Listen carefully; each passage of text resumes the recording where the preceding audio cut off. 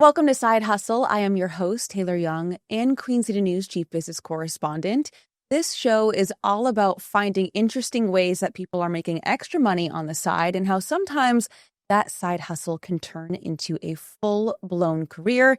And this week, I'm so excited to bring in Amy Gisandi. Thank you so much for joining Side Hustle. Thank you for having me. So you are a business owner. You also started off, you're also a designer. A jewelry designer. So kind of get into how you got into this. I mean, it kind of started in college. I went to the College of Charleston. King Street had a really cool bead store. And I mean, when you're at school on your own for the first time, you go exploring. So that's what I did. And I stumbled in there, bought some things, made some things for myself to wear. And that's kind of where the beginning of it, happened. I've always had a creative side. So it gave me something else to do other than studying and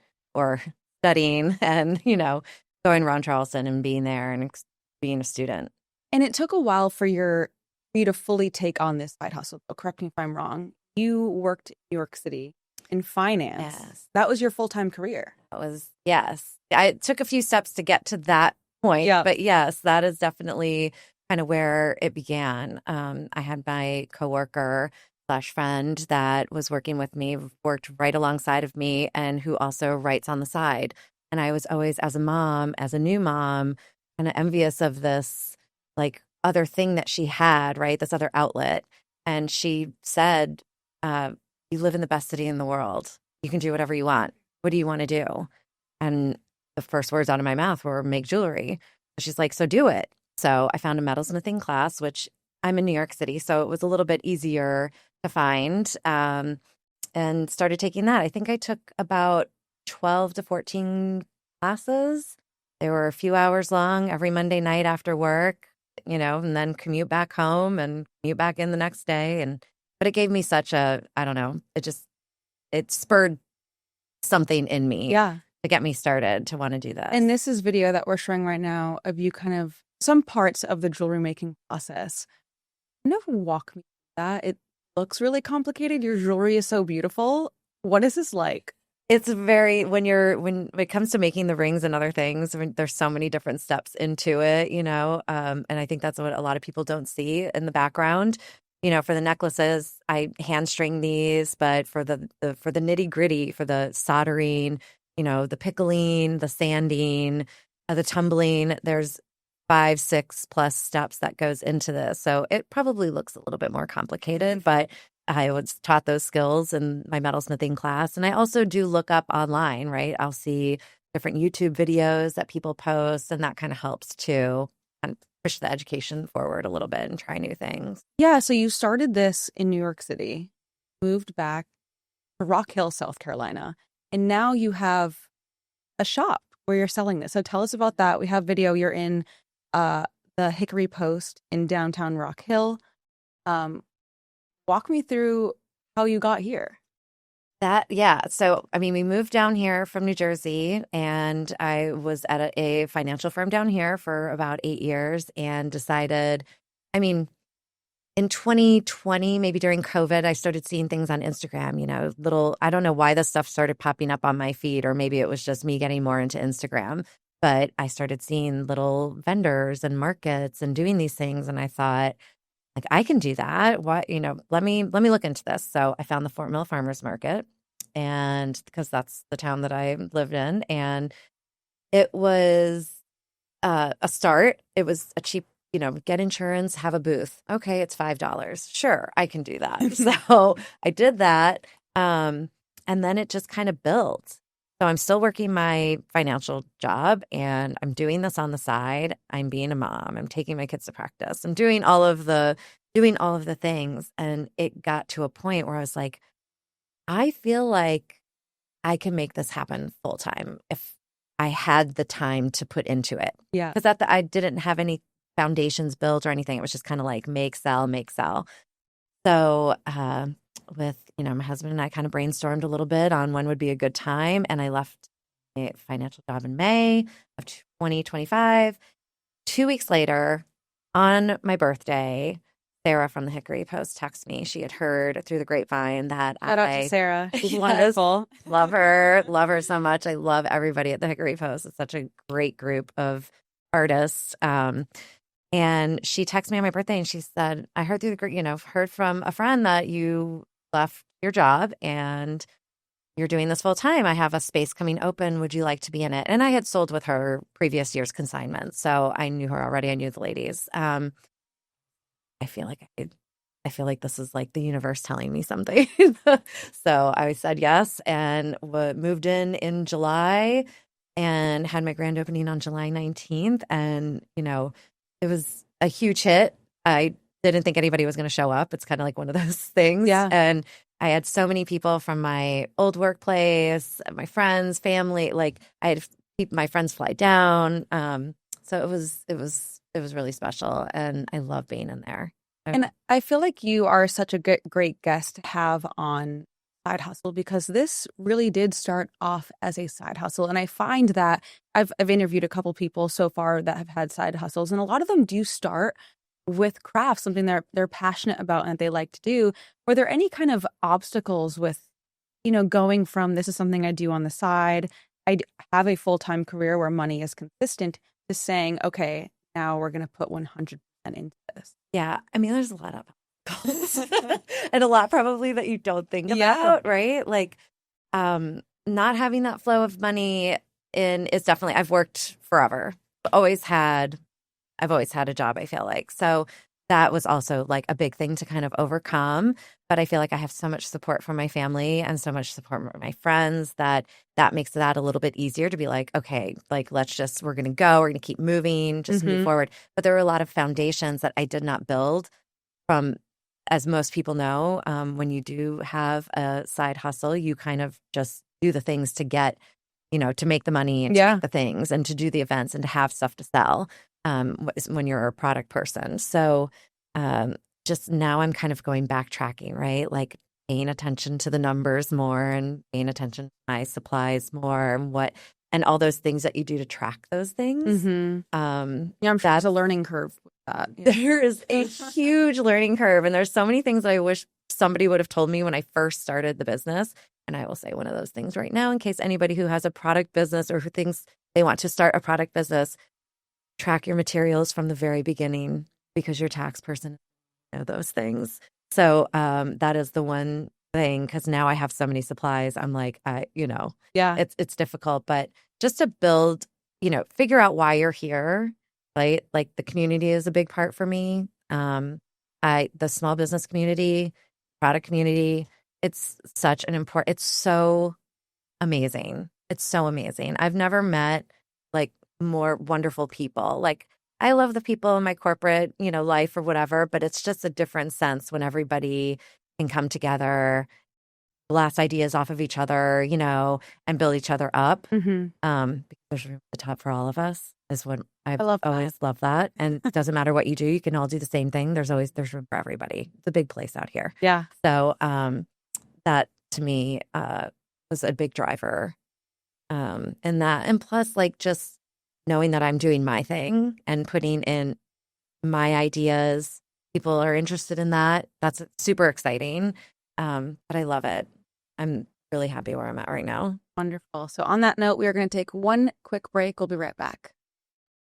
This is Taylor Young with Side Hustle. If you've enjoyed this episode, you can watch all of our original programming by downloading the Queen City News Plus app.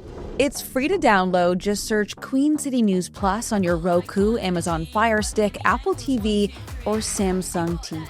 Now let's get back to the episode. Welcome back to Side Hustle. We are with Amy, the owner of Gypsy Gem. Thank you again for being here. So I know with a side hustle, the whole point is, of course, to make money. At what point were you starting to make money off of this business? I don't know if I have a point. I remember at the end there was a year where I was probably making like, let's say, a quarter of my salary.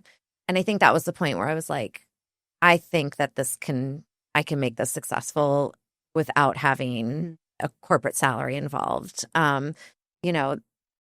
There's a lot that goes into it there's a lot of supplies. I deal with gold-filled material, which is 5% solid gold, and that is fused to the base metal. And we all know that gold is not very cheap. expensive right now. So my orders are pretty high. I've backed all of this through just like from the beginning, just the Gypsy and Gem money. So slow build, maybe not the initial metalsmithing classes. But it has always been, I've never taken out a loan or anything like that. I've always had the money to build the website, to pay for rent at the store, or do anything like that. So there are a lot of new number things to pay attention to now, as it is something that I do want to be successful at. So pricing the materials, I do depend a lot on, I follow a podcast called The Product Boss. And Jacqueline Snyder is amazing. And I listen to so many. I've joined a ton of her different classes or academies, things like that, that really help you break down, gives you framework of like how to help you price things, and also with the permanent jewelry that I do as well, having to figure out how to price that. That's always, so there's different. My supplier offers these classes as well. I have 2 suppliers that I use mainly, and they offer a lot of these classes as well. So that does help. And I'm sure like the price of your time too, because I'm sure these aren't super quick. No. And I mean, honestly, like there is a lot of that is not calculated into that quite yet. A little bit here and there. But so it's definitely a lot to learn. I do have a business administration degree from the College of Charleston, so I am finally kind of putting that to like the core use of this business. So that's exciting. I could imagine too, with starting a side hustle, I think a lot of people might struggle with figuring out how to price things out, right? Because you want people to buy them, but also you're putting money into this, you're putting time into this. Do you have to kind of fluctuate your prices, or like how do you kind of tackle that given gold fluctuates, right? Your time fluctuates. You're also in the Hickory Post where there's rent. Like how does that factor in? Yeah, so there's a lot to calculate. It is a struggle with product businesses to figure out how much you want to sell your products for. I mean, the problem is if you sell it for too little, people don't want to buy it, right? When it comes to me, and you're just like sterling silver. Yeah, there is. It's almost like that Walmart 99 or 97, 90. They use the 0.98 or whatever. So there is definitely a lot that goes into that. I try to make it all. I make it very fair. I don't include a lot of my time in the hours that I spend. But yeah, trying to figure that out has been a struggle. But like I said, I do a lot of these academies where they help you with that. And yeah, so we adjust it. If the price is going up every year, I try to look and see, okay, I've ordered chains before, and sometimes I keep ordering, I kind of order the same classics that everybody's liking, but then not realizing, oh my gosh, the price has changed on this. And so you kind of have to adjust your pricing and, you have to move your prices up, and that just comes along with it. So I think knowing also that the things that I'm making are handmade, the people that are buying that, having a high quality handmade product, that's important to them, and they recognize that. So if they see the price adjusting, then there are people that, they understand that. And knowing that it's unique and not mass produced, right? And that 100 people don't have the same single one. So it is. And speaking about that, like being inside your store, so cute. Talk about the style that you have. And where did you get the inspiration? I feel like I'm still trying to figure that out. There's a lot of earthy gems. Yeah, so I love the combination of raw stones with gold. We're very outdoorsy. We're a very outdoorsy family, and active. Like there's something with the rawness of a gemstone and the gold that just, I don't know, it just brings this like different type of lux to it, right? Yeah. So I really do enjoy using that. I love using the gold-filled material. Hopefully maybe like down the road we'll move to solid gold somewhere, but using the gold-filled, it's a cheaper alternative to gold. It's a little bit more durable than gold. So it definitely, and it can last for decades. So I do love using that. I love the way it looks with the stones. the store, it's a little bohemian, but not. I love punches of color, but yet I love neutrals. So it's a delicate balance. And speaking of your jewelry, you actually have a piece. Your first one that you ever made. This is really funny. I just found this. So if we can show here we are. I'll try to like get out of the way a little bit. It's solid silver. A lot different than what you're making now. It is a lot different. I was very like, it was a wax carving. And it's got this druzy rock on top of it, which I think is just glued in there. But it's lasted over a decade. So it's pretty weighty. Yeah. For those of you that obviously cannot feel the weight of this, it is at least like 2 pounds. It is at least. I should definitely weigh it on a scale. And then the jewelry that you have on is more recent. These are candy gems, or one of the styles that we have. I use genuine gemstones. I say we, but it's really just me. And I hand string these. So there's a lot of quartz and opals, chalcedony. So these have been really popular. And I also have our Stay Gold necklace on, which I think the mic is like in the middle of this here. But here, I actually have one here. Let me see if you can get this on here. Where am I? There we go. So this was inspired, if anybody watched White Lotus 3, Chelsea wore a necklace similar, but I believe it had diamonds on it. And it was also like $14,000 or $20,000. So this was my take on it. And it has quickly become a bestseller. Love that. Yeah. All right. Well, we're going to take one more final break. We'll be right back. Welcome back to Side Hustle. Okay. So Amy, you have been at the Hickory Post since July. Your website launched just a couple of months ago, November. Yeah. So even though you have been doing this for quite some time, you're still kind of right in the beginning. I know. That's really I kind of feel like I'm starting all over. I had the business. I became an LLC in 2016, maybe 2015, 2016. So yeah. 10-year anniversary. Right. Well, thank you. I couldn't tell you the exact day any of this happened, but because I didn't think that it was going to get to this point. Right. Mm-hmm. And I'm not sure if anybody does when you're creating a side hustle. But yeah, the website did launch in December. I had my first order on Thanksgiving Day, as it was live from the developers working on it. How did that feel? It felt great. I was like, people know I'm out here. Like, this is amazing. And then I've had a few orders since then, and it's been really good. It's been a great way to have something where I don't have to be in person, or I don't have to have it in the shop, and anybody, in the country can see this, or in the world, I guess, could see my pieces, and purchase them. So, and the dreaded question that I ask everyone is, where do you go from here? Up. There's only one way. It is up to the top. But I would love to get into manufacturing at some point. I love doing the handmade, and I don't ever want to stop that. But in order to scale, I would love to get some of the pieces manufactured, create pieces that strictly can be, can only be manufactured.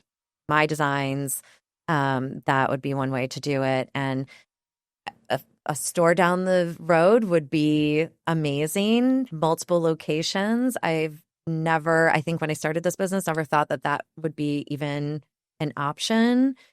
But I think we live in a different kind of place now than we did a decade ago. And, back then I only had Etsy, and I didn't know what to do on Etsy.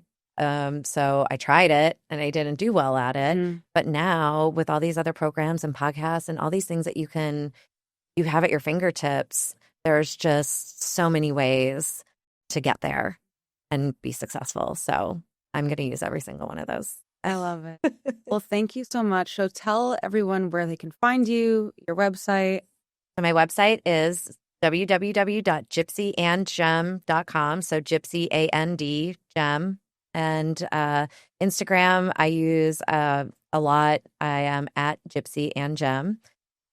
Same spell out. And that's and at the Hickory Post at 202 East Main Street in downtown Rock Hill. Which is a beautiful store, by the way. Yes, beautiful store. It's a beautiful street. Like Rock Hill is really really moving up. There's some retail, coffee shops, amazing restaurants. The Hickory Post is 3 stories with curated furniture, home decor. We have different artists in there. Myself, we have the Students of Rock Hill. There's the Gypsy Debutante dresses from. So there's so much down there. You can spend a whole afternoon and evening shopping and drinking, eating, and hanging out. Well, thank you so much for joining us on Sidehouse. Thank you. Thank you for watching. Queen City News Plus. Just search Queen City News on your smart TV's app store.